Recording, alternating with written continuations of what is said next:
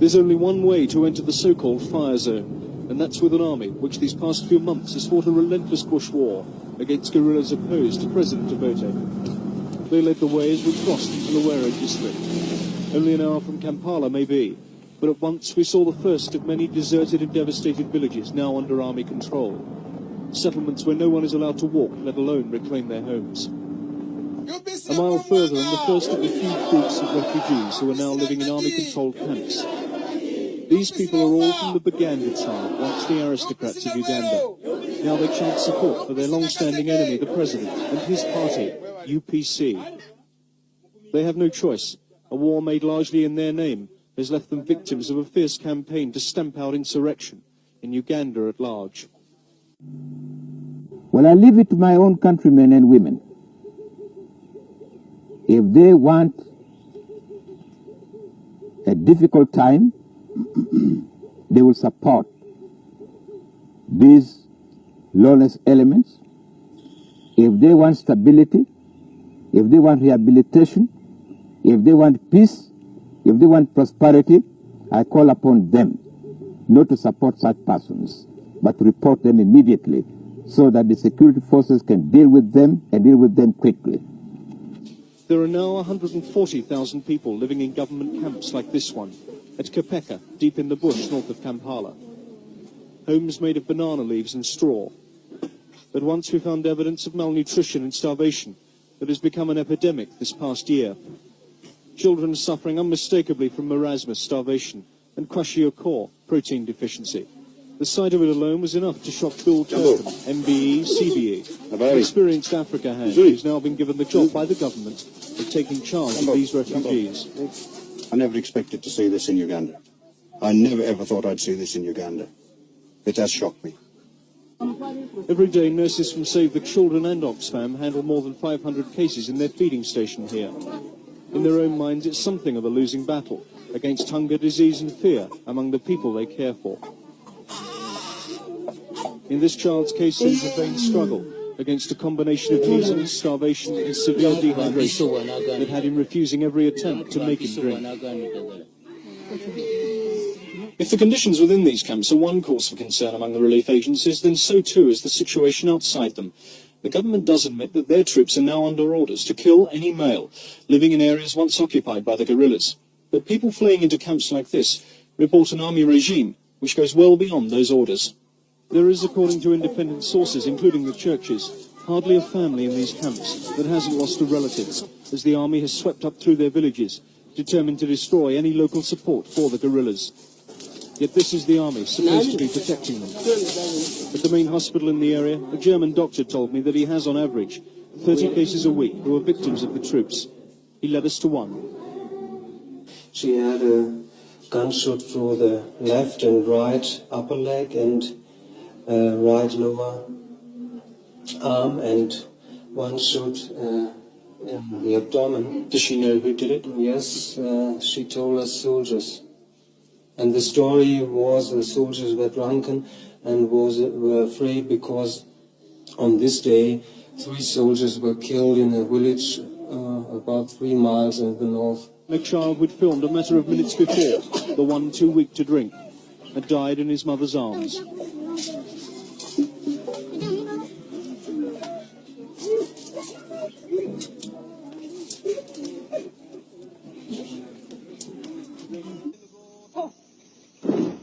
A makeshift parade ground in the heart of the Luwero Triangle.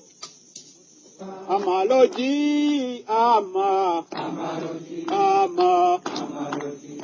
Ugandan government dismisses these rebels as banned. They see themselves as national statements. 4 years ago, this man, Museveni, led 27 disaffected soldiers into the bush. Today, his National Resistance Army numbers an estimated 6,000. The Ugandan Army's fighting methods against this rebellion have brought it into the centre of a human rights controversy. The rebels are convinced that their fight is a just one. What else can we do if you have got a government which has closed off all other channels of peaceful change? What else could we do except to surrender, to resign ourselves to slavery, and we couldn't do that. as long as the people were willing. Because this is their own war. The people are actually the ones who urged us on to fight. If we do not have this support, we would never have started such a war. So it is to the people's benefit themselves. And the fact that they have been able to bear this suffering as you have seen is a testimony to the fact that this is their own war. These people are just using us. We are the instruments. If we had not started the war, we would have been declared traitors. We studied the dynamics of the situation.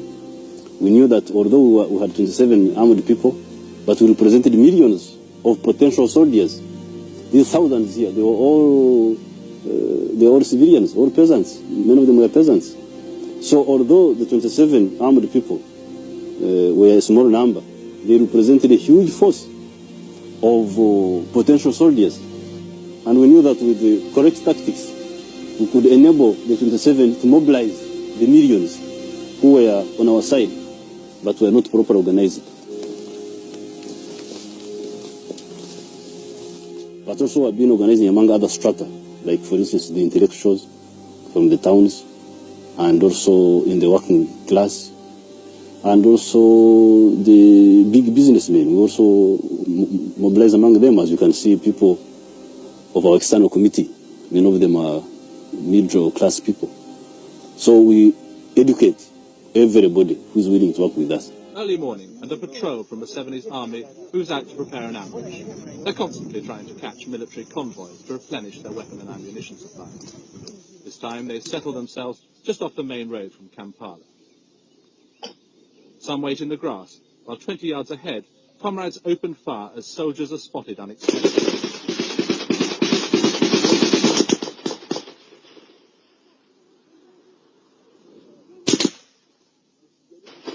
Smoke from a grenade rises.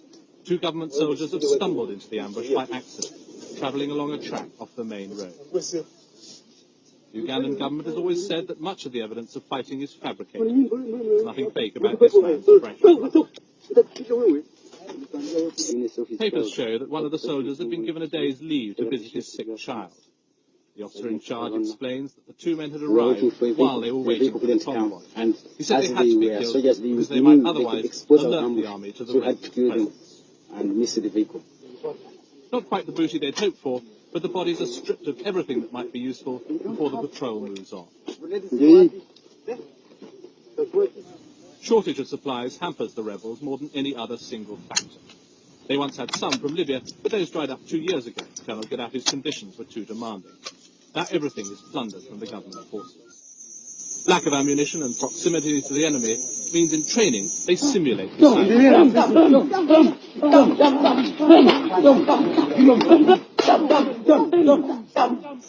far cry from the sort of training the officer in charge will have gone through.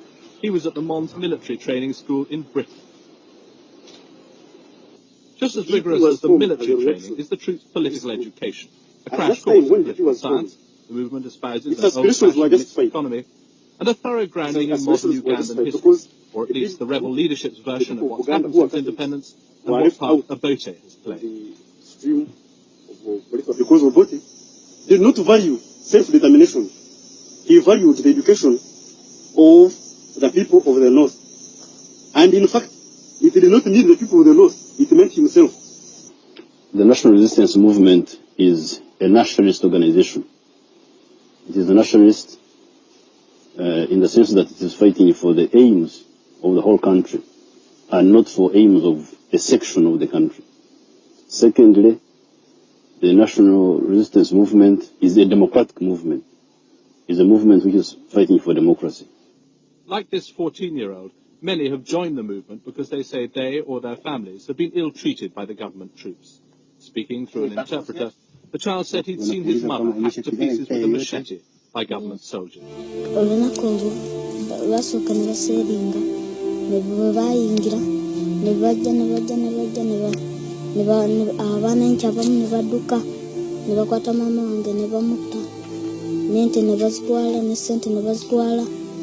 Unwaba mulalo go bali basse mulalo waffe bwe yajja n'agamba mama bamusonyiwa ne bagamba gweddayo omulalo najja n'atulagirira mama waffe gy'afiiridde ne tujja ne tumuziika ne taata. And there are a number of army deserters who claim to have been sickened by what they were ordered to do while they were serving in the army. We went on operation in Arua district, whereby an operation commander ordered the soldiers, the troops, to kill, smash everything they find in the operation area. Government troops in training. The authorities point out that they've been faced with the problem of rebuilding a disciplined and controllable army in the wake of the chaos left by Amin's fall.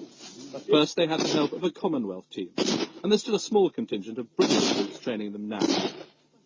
But the people of the Luwero Triangle say it isn't working. The rebels showed these skeletons as evidence of what the government forces have been doing. They said a village of civilians friendly to the rebels had been wiped out. The government claims that the atrocities are being committed by the rebels themselves, and the bones might just as well belong to their victims. And they dismiss as fabrications stories like those told by this priest. Himself bearing the scars of the attack, he said that in one incident, troops had taken a 6-month child from its mother and pounded it to death with a pestle and mortar used for breaking up ground. Groundnuts and started pounding. It is estimated to 15,000. 10,000 being killed or massacred, and 5,000, about 5,000 have died from disease.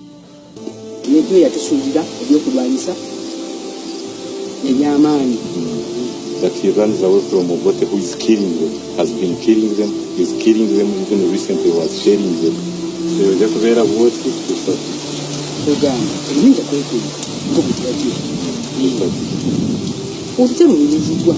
That he will be hiding until the war ends. The fighting has left one of Uganda's richest regions almost completely depopulated. Once prosperous villages now lie deserted. This is prime country for growing coffee, Uganda's most important export. Now the beans hang unharvested on the trees, left for the rebels to pick at will. The few civilians that remain in the area live in fear, hidden deep in the bush. They survive off what little they can cull from this once heavily cultivated land. There has been a let-up in the killing in the last few months. The rebels say that's because there are so few left to kill. And they claim conditions now compare badly even to the Amin days. They are very much worse than they were under Amin. Because under Amin, first of all, Idi Amin was not killing people outside the intellectual class. He used to kill only the elite, elements from the elite who were threatening his position. Or sometimes over rivalry, over business, things like that. But he never touched the peasantry. But Obote is killing everybody. With talk like that, there seems little hope that the rebels will come in from their life in the bush. Every 10 days or so, they dismantle their mobile headquarters, pack up the guns they've captured from the government, and move on. The houses they've constructed are destroyed, so that the camps can't be used by the government forces. A new set will have to be built at the next stopping point. Because of the rebels' mobility and the continuing problems with the Ugandan army, there seems little hope of the government finding a military solution. As far as the political solution is concerned, President Obote has said he won't negotiate with the rebels, but he will hold elections this year. He certainly dismisses that as a sham. He and his men will press on in the fight. The common characteristic is that a popular cause, which is very popular, but backed by initially irregular forces which are not regular armies, and which are not as armed as the establishment army, by using guerrilla tactics, eventually they build up enough strength to overwhelm the enemy.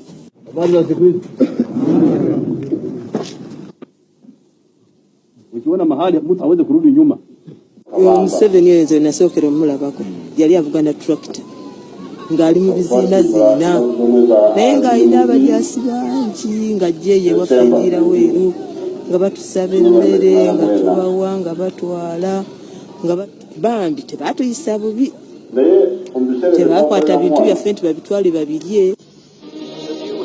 Major General Ito Okello, seen here on the left is a man he hosted, Dr. Obote, was a close ally of the former president for many years. was Okello who helped to overthrow Idi Amin and restore Obote to power. But today he was calling Obote a dictator as he took his place as head of state. For a long time, the authorities had tried to discredit the guerrillas, downplaying their numbers and describing them as an indisciplined group of country bandits. But the government's attempt to defeat them was a grisly failure. People suspected of supporting the guerrillas were killed by the score. And under Obote, Uganda acquired an unenviable reputation for unbridled repression and murder. Tuko karibu pale, tunasonga pole pole, mpaka adui mwenyewe anachoka na anaingia kwenye kitimba chetu.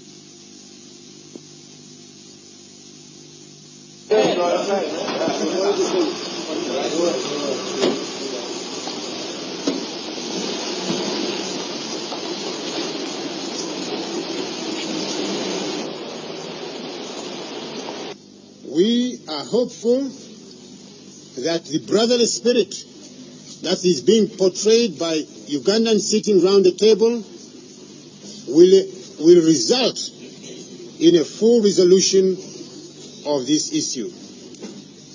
These groups with whom we have already reached some understanding are in Uganda.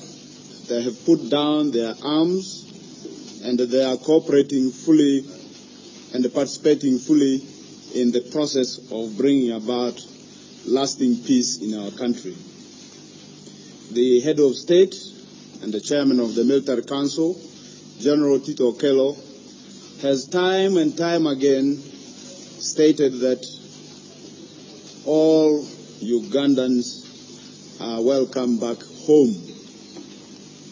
If we have any problems or any differences that need to be discussed, let's get home, discuss them in a family atmosphere, and I know that by and large the name Uganda is associated with all the tragedy which has been unfolding in this land for the last many years. But today, you know, in Uganda we have a unique opportunity to begin a new era. In a field near Namalongi, the proof of the old era lies scattered in the brush. So far, the villagers say they've counted 7,008 skulls. For 4 years, a special forces unit under Obote had their barracks here, leaving behind its unique record of performance. What the government has done is to persuade some rebel groups who had fought against Obote to hand over their arms.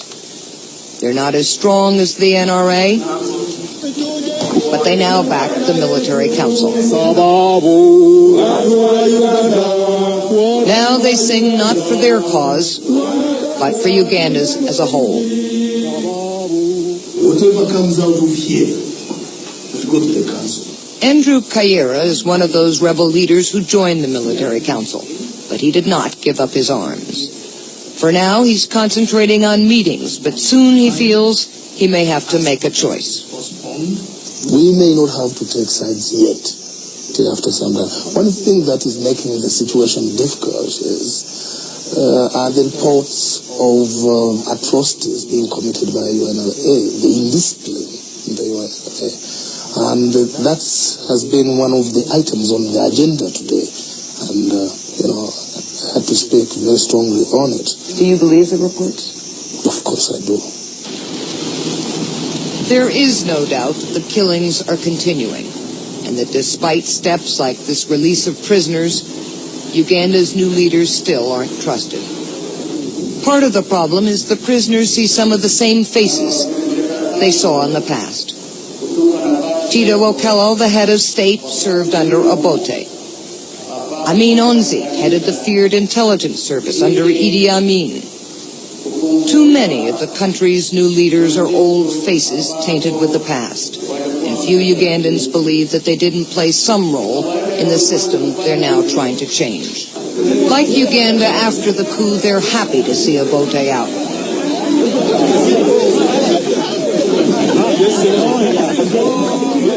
They're happy to have a little breather of freedom, but they can't quite believe that the new regime will bring peace. Well, at least in words and the deeds,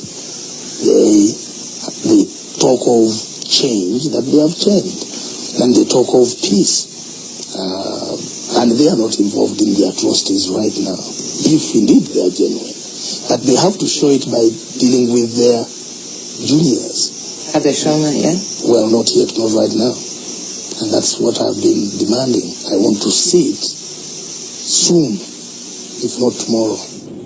Broadly speaking, the difference is on whether we are going to hold fellows who committed crimes in the past accountable for their crimes, or whether we should condone these crimes. I think that's why the other side is scared of some of these points, scared of an agreement.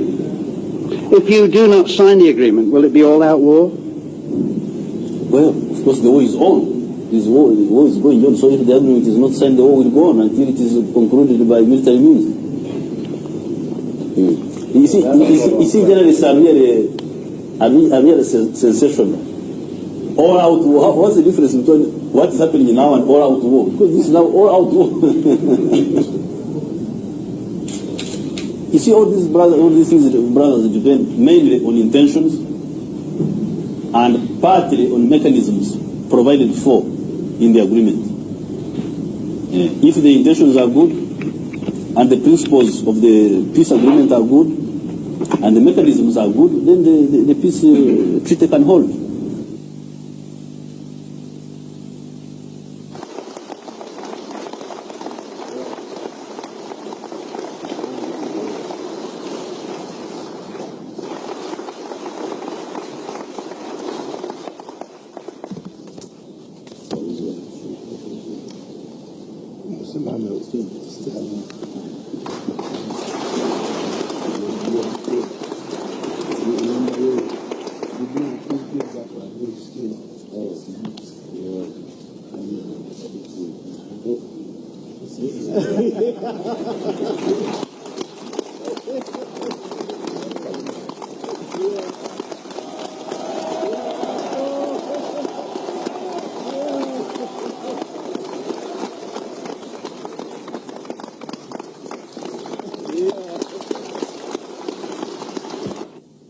I want the world to understand this.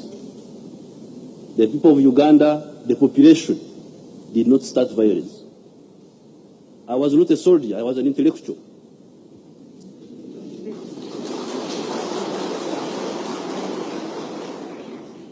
Why did I become a soldier? I became a soldier to defend myself and my people against state-inspired violence.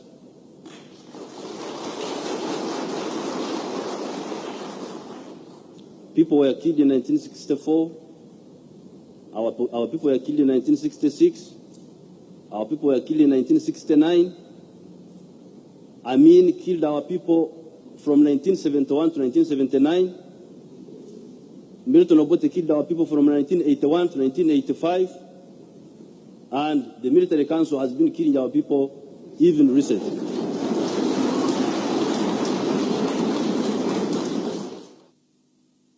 Rebel forces in Uganda are said to be controlling most of the capital, Kampala, after 2 days of heavy fighting.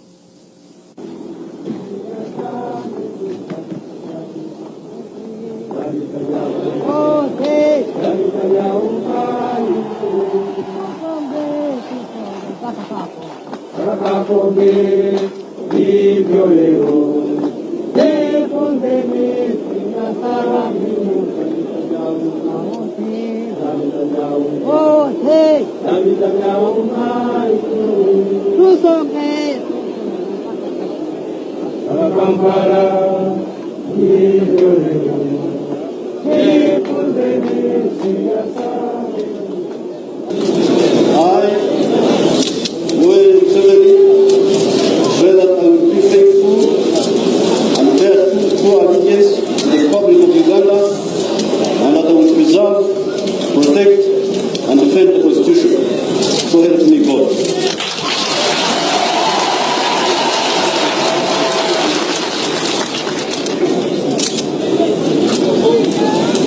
Nobody should think change today, or what has been happening in the last few days, is a mere change of guards.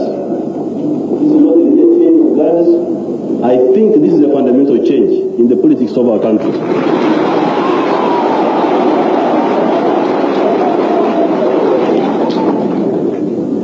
Because in Africa we have seen so much change that change has become meaningless.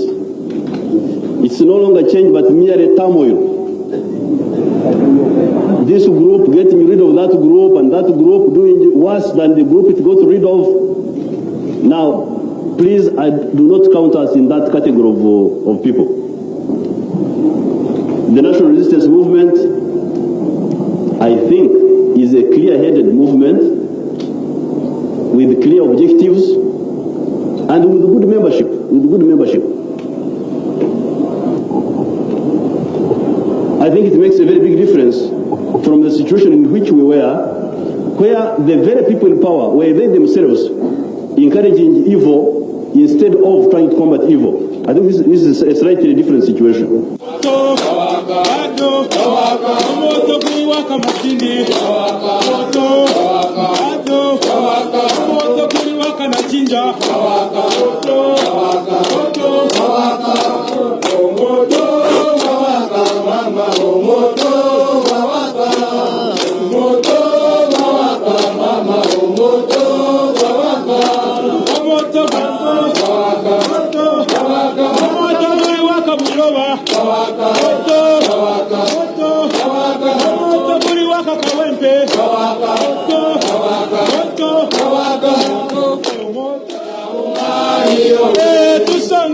Tusonge paka na jinja hivyo leo tufunzeni siasa mbinu za vita vya umoja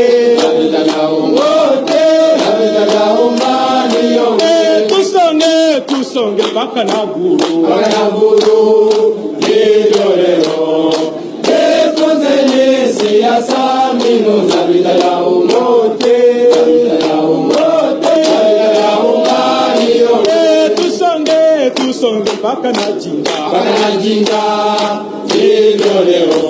They went ahead with their old game of killing Ugandans.